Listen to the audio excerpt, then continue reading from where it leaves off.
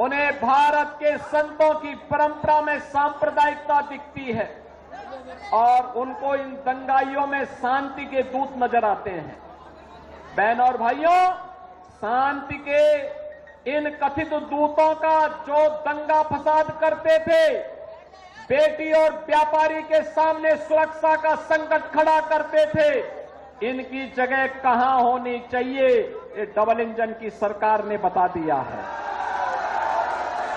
ये बता दिया है और यह भी तय कर दिया गया है कि दंगाई और दंगा को प्रेरित और प्रोत्साहित करने वाले अपराध और अपराधियों के साथ खड़े होने वाले लोगों की जगह कहां होनी चाहिए। आज माफिया प्रवृत्ति के लिए प्रदेश में कोई जगह नहीं है, अराजकता के लिए कोई जगह नहीं है। बेटी की सुरक्षा हो या व्यापारी का संरक्षण, अन्नदाता किसान की खुशहाली हो या नौजवान के रोजगार की व्यवस्था, यह डबल इंजन की भारतीय जनता पार्टी की सरकार पूरी प्रतिबद्धता के साथ करने के लिए संकल्पित है। ये समाजवादी पार्टी ही थी जिसे सामाजिक न्याय के पुरोधाओं के स्मारक अच्छे नहीं लगते थे, उनको तोड़ने की बात करती थी समाजवादी पार्टी।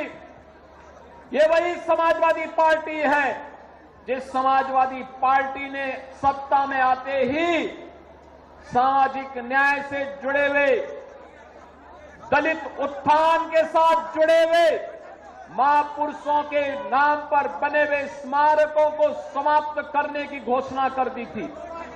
ये वही समाजवादी पार्टी है बहनों और भाइयों जिसने 2012 में सत्ता में आते ही पूरे प्रदेश के अंदर एक जनपद एक माफिया पैदा करके उस जनपद में अराजकता फैलाना प्रारंभ कर दिया था।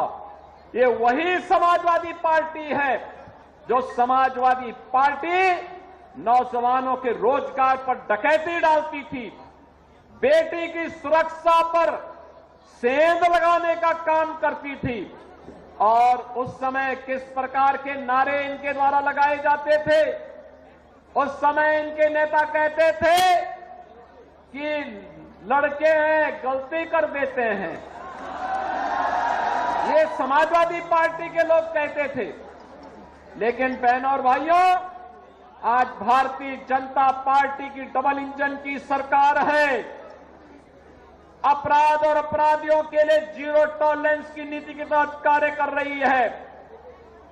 अगर बेटी की सुरक्षा में सेंध लगाया तो मान करके चलिए कि अगले चौराहे पर यमराज उसका इंतजार कर रहा होगा।